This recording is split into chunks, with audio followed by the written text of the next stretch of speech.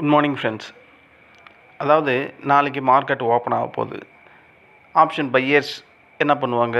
Option pier அவங்களுக்கு தெரிஞ்சே பண்ணக்கூடிய பல தப்புகள் இருக்குது. நாளைக்கு மார்க்கெட் ஓப்பன் ஆக போகுது, மறுபடியும் அதே தப்புகளை தான் பண்ண போகிறாங்க. அப்படி கண்டினியூஸாக அவங்க பண்ணக்கூடிய தவறுகள்லாம் என்னென்ன இருக்குது, அந்த தவறுகளை நம்ம சுட்டி காட்டினா நாளைக்கு மார்க்கெட் ஓப்பன் ஆக போகிற நேரத்தில் அதை அவாய்ட் பண்ணுறதுக்கான வழிகள் ஓரளவுக்கு நான் சொல்கிறது அவங்களுக்கு அந்த நேரத்தில் தோண ஆரம்பிக்கும். அப்படின்றதுனால ஆப்ஷன் பையை தெரிஞ்சே பண்ணக்கூடிய 10 மிஸ்டேக்ஸ் என்ன அப்படின்ற மாதிரி இந்த ஆடியோவில் பார்க்கலாம். நான் சொன்ன மாதிரி நாளைக்கு மார்க்கெட் ஓப்பன் ஆக போகுது. இன்றைக்கி நான் சொல்ல போகிறது ஒரு ஸ்ட்ராட்டஜியோ இல்லை ஒரு சீக்ரெட்டு இண்டிகேட்டரோ எதுவுமே கிடையாது. ஜஸ்ட்டு ஒரு அவேர்னஸ் தான். நாளைக்கு நீங்கள் ட்ரேட் பண்ணும்போது இதில் கவனமாக இருப்பீங்க, அட்லீஸ்ட் நான் சொல்கிறையாவது உங்களுக்கு அந்த நேரத்தில் தோணும். உங்கள் அக்கௌண்ட்டை காலி பண்ணாமல் காப்பாற்றுறதுக்காக இந்த நான் ஆடியோவை பொதுவாக ஆப்ஷன் பையர் பண்ணக்கூடிய தவறுகளை நான் இந்த ஆடியோவில் சொல்கிறேன். ஏன்னா ஆப்ஷன் பையர்ஸ் பெரும்பாலும் லாஸ் ஆகிறதுக்கு மார்க்கெட் காரணம் கிடையாது. அவங்க ரெகுலராக பண்ணுற அதே கண்டினியூ மிஸ்டேக்ஸ் தான் காரணம். ஃபஸ்ட்டு மிஸ்டேக் என்னன்னு கேட்குறீங்களா? இன்னும் கொஞ்சம் வெயிட் பண்ணலாம் அப்படின்னு சொல்லக்கூடிய அந்த வார்த்தைகள் தான். லாஸ் வந்துடுச்சு, நீங்கள் வாங்கின கால் லாஸ் வந்துடுச்சு. 500 ரூபாயில் ப்ராஃபிட் வந்திருக்கு. அந்த 500 ரூபாவை புக் பண்ணணும். ஆக்சுவலி பார்த்தா புக் பண்ணணும். ஆனால் மனசு என்ன சொல்லும்? இன்னும் கொஞ்சம் வெயிட் பண்ணலாம், இந்த 500 ரூபாய் என்ன ஆகும், 2000 ரூபாய் போகிறதுக்கு வாய்ப்பு இருக்குது அப்படின்ற மாதிரி நினைப்பீங்க. ஆனால் மார்க்கெட்டு 2000 போகாது. 500 ரூபாயிலேருந்து ஒரு 550 600 போயிட்டு மார்க்கெட் 400 வரும், 300 வரும், 200 வரும், 100 வரும். கடைசியில் அந்த 100 ரூபா கூட இல்லாமல் அது ஜீரோ ஆகிடும். அப்போது ப்ராஃபிட் எடுக்க வேண்டிய இடத்துல உங்களுக்கு என்ன ஆகுது? பேராசை வருது. ஆசை அப்படின்னும் போது மார்க்கெட் 500 ரூபாய் லாபம் கொடுக்குது. அந்த ஆசையை பூர்த்தி பண்ணாமல் இன்னும் அந்த ஆசையை பேராசையை கன்வெர்ட் பண்ணுறதுனால அந்த 500 2000 மாற்றணும் அப்படின்ற ஒரு பேராசையில் நீங்கள் வெயிட் பண்ணால் அதிகப்படியாக பேராசை மார்க்கெட்டில் ஒரு ட்ரேடருக்கு இருந்தாவே அது மிகப்பெரிய லாஸாக மாறும் அப்படின்றதுல 100க்கு 100 உண்மை. அதுக்கு சிறந்த எடுத்துக்காட்டு நானே ஒருத்தன். நானே தான் பழைய காலத்தில் என்னோடய ஹிஸ்ட்ரியை நான் புரட்டி பார்த்தா நான் ஒரு ஜேர்னல் எழுதுவேன். நான் எப்போவுமே அது என்கிட்ட இன்ன வரையும் இருக்குது. அந்த ஜேர்னலில் அதிகப்படியாக நான் தப்பு பண்ணது இது ஒன்று தான்.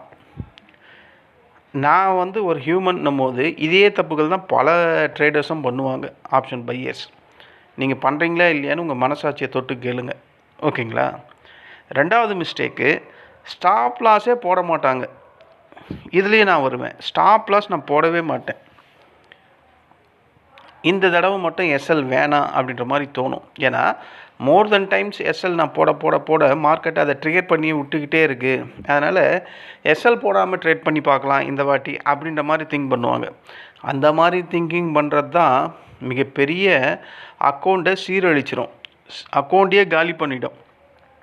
அதாவது ஒரு 100 ரூபாய்க்கு நீங்கள் ஒரு காலையோ புட்டியோ வாங்குறீங்க, 90 ரூபா 10 பாயிண்ட் எஸ்எல் போடுறீங்க. ஆனால் எஸ்எல் நீங்கள் 10 பாயிண்ட் எப்போவுமே போடும்போது அதை ட்ரிகர் பண்ணுறதுனால நீங்கள் என்ன பண்ணுறீங்க? இந்த வாட்டி போடாமல் நம்ம வெயிட் பண்ணலாம் அப்படின்ற மாதிரி யோசித்து ட்ரேட் பண்ணுறீங்க. அது 90 ரூபாய்க்கு வருது, 80 ரூபாய்க்கு வருது, 70 ரூபா வருது, 40 ரூபா வருது. உங்களால் அதுக்கு மேலே கண்ட்ரோல் பண்ண முடியல, அங்கே போய் செல் பண்ணிடுறீங்க. அப்போது 60 ரூபா உங்களுக்கு லாஸ். 100 ரூபாய்க்கு வாங்கின இடத்துல 60 ரூபா காலி. அப்போ 40 ரூபா தான் இருக்குது. இதுவே அந்த எஸ்எல் போட்டிருந்தா 10 ரூபா தான் போயிருக்கும், 90 ரூபா உங்கள் கையில் இருந்திருக்குமா?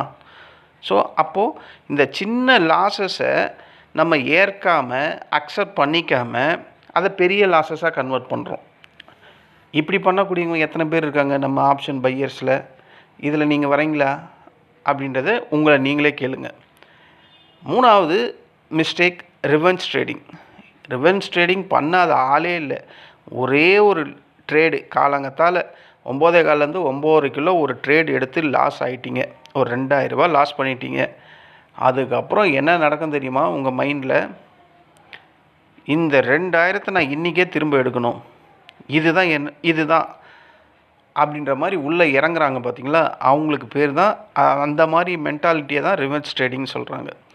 9:15க்கு ஆரம்பித்த மார்க்கெட்டில் அவசரமாக கேண்டில் ஏறுதுன்னு அங்கே போய் வாங்கிட்டா அது எவ்வளோ சீக்கிரமாக அவசரமாக ஏறிச்சோ அதே மாதிரி அவசரமாக கீழே இறங்கிடும். நம்ம அந்த இடத்துல வாங்கி வச்சுட்டு காலங்கத்தாலேயே 2000 ரூபாய் லாஸ்ன்னும் போது மனசு ஒத்துக்காது, ஏற்றுக்காது. சரி, அதை கொஞ்சம் நேரம் வெயிட் பண்ணி ட்ரேட் பண்ணுவோமான்னு கேட்டால் அதையும் பண்ண மாட்டோம். 9:30க்குள்ளே அடுத்த ஒரு ட்ரேடு. ஸோ இந்த மாதிரி பண்ணால், இந்த மாதிரி ரிவென்ஸ் ட்ரேடிங் வந்தால் உங்களோட லாஸஸ்ஸு 9:15லேருந்து 9:30க்குள்ளே 2000 ரூபாய் இருந்தது. மறுபடியும் 9:30 மணிக்கு அடுத்த கேண்டில் உருவாகும் போது அங்கே ஒரு ட்ரேட் எடுப்பீங்க. 2000 4000மாக மாறும், 4000 6000 மாறும். 3:30 மணிக்குள்ளே ஒரு 10,000 லாஸஸில் வந்து நிற்போம். அப்போது ரிவென்ஸ் ட்ரேடிங் தான் உங்களோட டிமேட்டில் இருக்கிற பணத்தை இதுவும் பெரிய லெவலில் அழிக்கக்கூடிய ஒரு யுக்தி, ஒரு நடவடிக்கை. அதை நம்ம அவாய்ட் பண்ணிடணும். அதாவது ஒரு லாஸ் வந்திருக்கு, காலையிலேயே வந்துடுச்சு. அந்த லாஸை அக்செப்ட் பண்ணிக்க முடியாத அந்த மனசு தான் ரிவென்ஸ் ட்ரேடிங்கை கன்வெர்ட் பண்ணுது. ஏன்னா 9:15லேருந்து 9:30க்குள்ளே காலவர் தான், இன்னும் மார்க்கெட்டு 6.25 மணி நேரம் ட்ரேட் ஆகுது.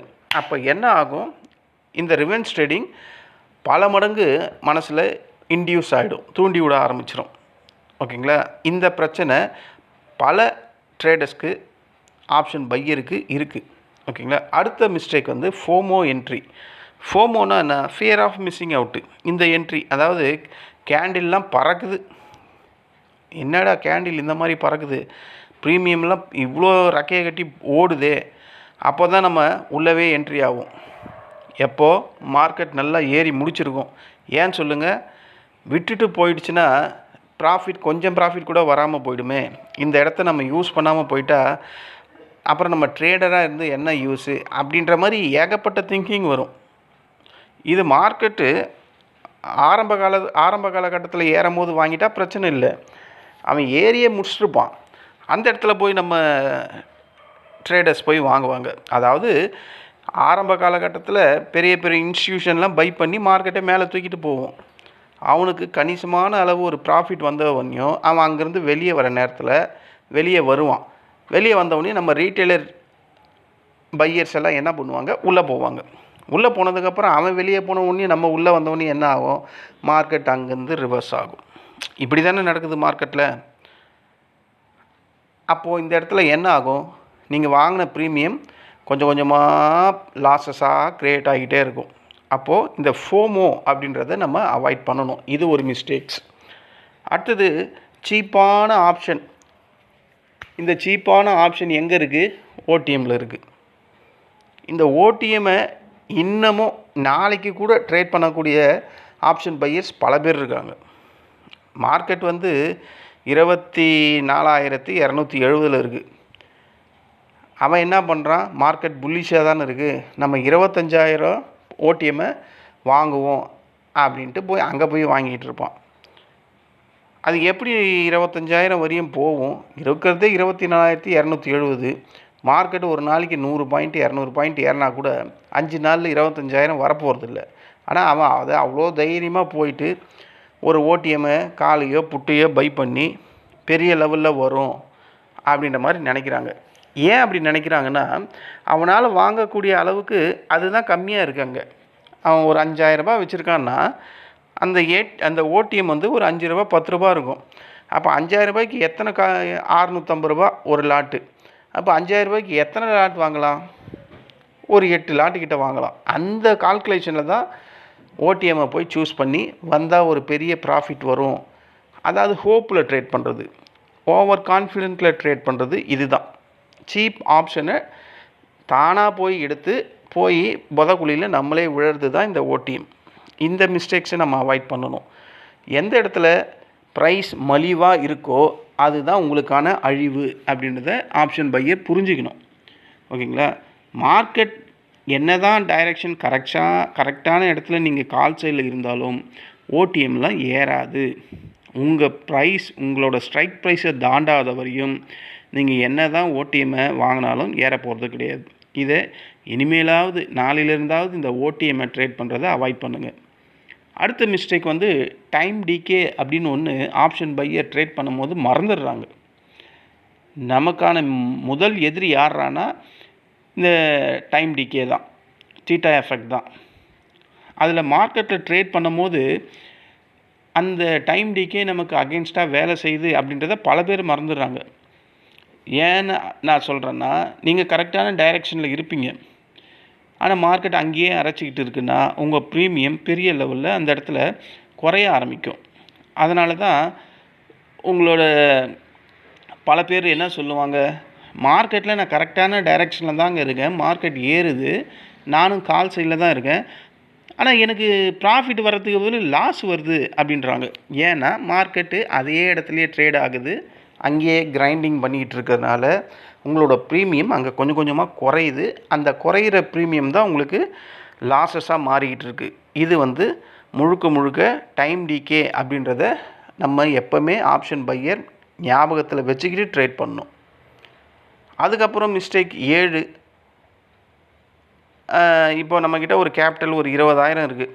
இந்த 20,000த்தையும் ஒரே ஒரு ட்ரேடுக்காக 18,000 வரையும் இன்வெஸ்ட்மெண்ட் பண்ணுறது. இந்த தப்பை கண்டிப்பாக எல்லாருமே பண்ணுவோம். ஏன் இந்த மாதிரி செஞ்சால் கண்டிப்பாக வேலை செய்யும் அப்படின்ற மாதிரி அவங்களுக்குள்ள ஒரு ஹோப்பு, ஒரு நம்பிக்கை. மார்க்கெட்டு உங்கள் நம்பிக்கை, உங்கள் ஹோப்பு, உங்கள் கான்ஃபிடென்ஸு இதை பற்றியெல்லாம் அதுக்கு கவலையே கிடையாது. நீங்கள் ஒரே ட்ரேடில் இவ்வளோ பெரிய அமௌண்ட்டை இன்வெஸ்ட்மெண்ட் பண்ணி ட்ரேட் பண்ணிங்கன்னா உங்களுக்கு மார்க்கெட் அகைன்ஸ்டாக உங்களுக்கு மார்க்கெட்டுக்கு அகைன்ஸ்டாக போயிடுச்சுன்னா உங்கள் சோழி அங்கே முடிஞ்சிடும். உங்கள் 20,000த்தில் 18,000 சம்போ சிவசம்போவாக மாறிடும். அப்போது ப்ரோ ட்ரேடர்ஸ் மாதிரி கேபிட்டலை முதல்ல பாதுகாத்துக்கணும். அந்த கேபிட்டலுக்கு ஏற்ற மாதிரி 2% இல்லை 1% ரிஸ்க்கை எடுக்கணும். முதல்ல நம்மளோட கேபிட்டலை பாதுகாத்தாவே போதும். அதுக்கப்புறம் ப்ராஃபிட்டை பற்றி நம்ம திங்க் பண்ணலாம். ஓகேங்களா?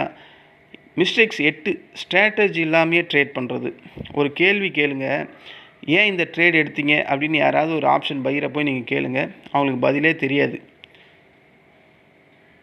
நீங்கள் நிச்சயமாலும் இந்த கேள்வியை கேட்டு பாருங்களேன். ஒரு ட்ரேடர்கிட்ட போய், ஒரு ஆப்ஷன் பையர்கிட்ட போய், இப்போ இந்த இடத்துல எடுத்தீங்களா, எதுக்குங்க எடுத்தீங்கன்னு கேட்டால் அதுக்கு பதிலே தெரியாது. அவங்க சொல்கிற பதில் என்ன, கேண்டில் ஏறுதுங்க அதனால் எடுத்தேன் அப்படின்னு தான் சொல்லுவாங்க.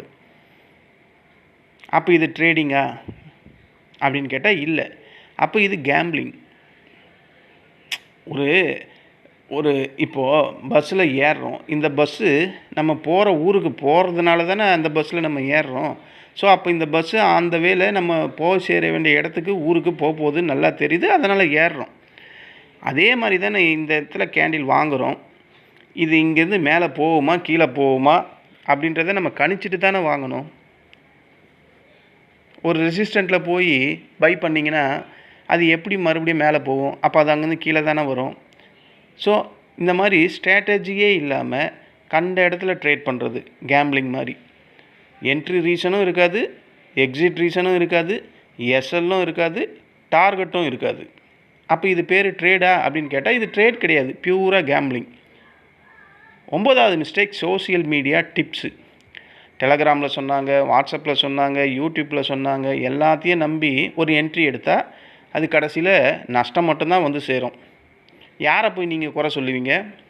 யாரையுமே சொல்ல முடியாது. அவன் சொல்கிறத சொல்லிக்கிட்டு தான் இருப்பான். உன்னுடைய பர்சனல் விஸ்டம்மை நீ தான் யூஸ் பண்ணிக்கணும், உன் அறிவை நீ தான் யூஸ் பண்ணிக்கணும். அவன் சொல்கிறத நம்ம நம்பி செய்கிறோமே, இது ஒர்க் அவுட் ஆகலாம் என்ன பண்ணுறது, லாஸ் வந்தால் என்ன பண்ணுறது அப்படின்றத நம்மளே தான் கேட்டுக்கணும். ஏன்னா அவன் சொல்கிறது 1000 அவன் சொல்லிக்கிட்டு போயிடுவான். போட போகிற காசு உங்களுது, அந்த பணத்துக்கான சொந்தக்காரர் நீங்கள். லாஸ் வந்தால் உங்களை சேரப்போகுது. ஸோ ரிஸ்க்கு உங்களோடது. சொல்கிறவங்களோட அந்த டெலகிராமில் சொல்கிறவங்க, வாட்ஸ்அப்பில் சொல்கிறவங்க, யூடியூப்பில் சொல்கிறவங்க 1000 சொல்லுவாங்க. நீங்கள் தான் அதுக்கு ரிஸ்க் மேனேஜ்மெண்ட்டை கரெக்டாக ஃபாலோ பண்ணி டிசிஷனை எடுத்து ப்ராஃபிட்டபுளாக பண்ணணும். டெலகிராமில் சொல்லிட்டா அப்படியே பியூராக 100% ஸ்ட்ராட்டஜி ஒர்க் அவுட் ஆகிடுமா? மார்க்கெட்டுனாவே யார் சொன்னாலுமே நடக்காத ஒன்று தான் மார்க்கெட். அன்பிரிடிக்டபிள் அப்படின்னு தான் மார்க்கெட்டை சொல்கிறாங்க. ஓகேங்களா? நீங்கள் ரிசர்ச் அனலிஸ்ட்டாக இருங்க, மார்க்கெட்டிங் கன்சல்டன்சியாக இருங்க, யூடியூப் இன்ஃப்ளூயன்சராக இருங்க, இல்லை நேற்று தான் மார்க்கெட்டுக்கு வாங்க, நீங்கள் யார் சொன்னாலுமே மார்க்கெட் அது மாதிரி நடக்காது. மார்க்கெட்டில் ப்ராபபிலிட்டி ஒரு 40-50% தான் இவங்க எல்லாருமே கண்டுபிடிக்க முடியும். 100% அப்படின்றது யாராலையுமே முடியாது. ஓகேங்களா? அப்போது இதே தவறுங்களை நம்ம மாறி மாறி மாறி மாறி ட்ரேடிங் டைமில் பண்ணிக்கிட்டே இருந்தால் என்ன ஆகும்? இந்த சின்ன சின்ன தவறாக கண்டினியூவாக ஒவ்வொரு நாளும் இந்த தவறில் ஏதோ ஒன்று நம்ம கண்டினியூவாக மார்க்கெட்டில் பண்ணிக்கிட்டே இருக்கோம். அப்படி பண்ணிக்கிட்டே இருந்தால் என்ன ஆகும்? பெரிய லெவல் லாஸஸ் வந்துக்கிட்டே இருக்கும். அப்போ இந்த இடத்துல ஒரு நாள் பண்ணுற தவறு பிரச்சனை கிடையாது. அந்த தவறை அகைன் அண்ட் அகைன் மீண்டும் மீண்டும் பண்ணுறது தான் மிகப்பெரிய பிரச்சனை. ஒரு ட்ரேடிங் ஜேர்னல் எழுதுங்க. நான் எழுதுவேன், நீங்கள் அது மாதிரி எழுதுங்க. ஒவ்வொரு லாஸையும் எழுதுங்க. அந்த லாஸ் ஏன் வந்ததுன்னு எழுதுங்க. ஒரு மாதம் கழித்து நீங்கள் எழுதின அந்த ஜேர்னலை போய் பாருங்கள். ஒரே மாதிரி மிஸ்டேக்ஸு தான் அதிகப்படியாக வந்திருக்கும். எனக்கு எது வந்ததுன்னா, அந்த கேபிட்டலை ப்ரொடெக்ட் பண்ண முடியாமல் லாஸ் பண்ணுவேன். அதாவது ஒரு ப்ராஃபிட் இருக்கும், அதை என்னால் தக்க வைக்க முடியாமல் லாஸ் பண்ணியிருப்பேன். அப்படி இல்லைன்னா ரிவென்ஸ் ட்ரேடிங் எடுத்திருப்பேன் ஆரம்ப காலகட்டத்தில். இதுதான் எனக்கு அதிகம். இப்போலாம் நான் ஒரு ரெஸ்ட்ரிக்ஷன் போட்டு 5 ட்ரேடு இல்லைனா 3 ட்ரேடு இதுக்குள்ளேயே நான் முடிச்சிடுறேன். அதில் என்ன ப்ராஃபிட் வருதோ அதை எடுத்துக்கிறேன், என்ன லாஸ் வருதோ அதை அக்செப்ட் பண்ணிக்கிறேன். இப்போ நான் அப்படி மாறிட்டேன். ஸோ இந்த மாதிரி ஜேர்னலில் நீங்கள் எழுதி பாருங்கள். ஒரு மாதம் கழித்து நீங்கள் எழுதின ஜேர்னலில் ஒரே மாதிரியான மிஸ்டேக்ஸ் தான் அகைன் அண்ட் அகைன்ட்டு வரும். நான் இது கேரண்டியாக 100% சொல்லுவேன். ஓகேங்களா? ட்ரை பண்ணி பாருங்கள். ஸோ ஃப்ரெண்ட்ஸ், நாளைக்கு மார்க்கெட் ஓப்பன் ஆக போகுது. மார்க்கெட்டில் நாளைக்கு நம்ம பணம் சம்பாதிக்க ஒரு சூப்பர் ஸ்ட்ராட்டஜி இங்கே தேவையான்னு கேட்டால் தேவை கிடையாது.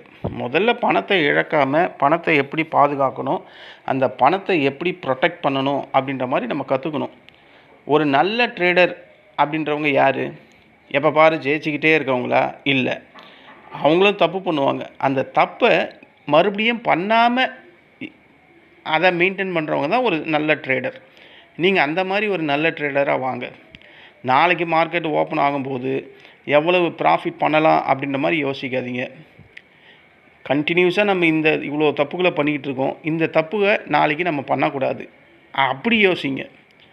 அப்போ அந்த கேள்வி உங்களை ட்ரேடிங் லைஃப்பை வேறு மாதிரி கொண்டு போகிறதுக்கான வாய்ப்புகள் இருக்குது. ஓகேங்களா? இதுதான் ஆப்ஷன் பையர்ஸ் கண்டினியூஸாக தெரிஞ்சே பண்ணக்கூடிய தவறுகள். இந்த தவறுகள்லாம் நான் என் டைரியில் எழுதி வச்சுருக்கேன். அதை தான் சரி, இதை மறுபடியும் ஒரு வாட்டி நம்ம ஃப்ரெண்ட்ஸுக்கு சொல்லுவோம். நாளையிலேருந்தாவது ஒரே தப்பை மறுபடியும் பண்ணாமல், இப்போ இந்த சொல்லக்கூடிய தவறுகளில் தான் ஏதோ ஒன்றில் நம்ம எல்லாருமே வருவோம். அதை எப்படி அவாய்ட் பண்ணிவிட்டு ப்ராஃபிட் பண்ணலாம் அப்படின்றத திங்க் பண்ணுங்கள். இந்த ஆடியோ உங்களுக்கு பிடிச்சிருந்தா என்னுடைய சேனலை சப்ஸ்கிரைப் பண்ணுங்கள். நன்றி, வணக்கம்.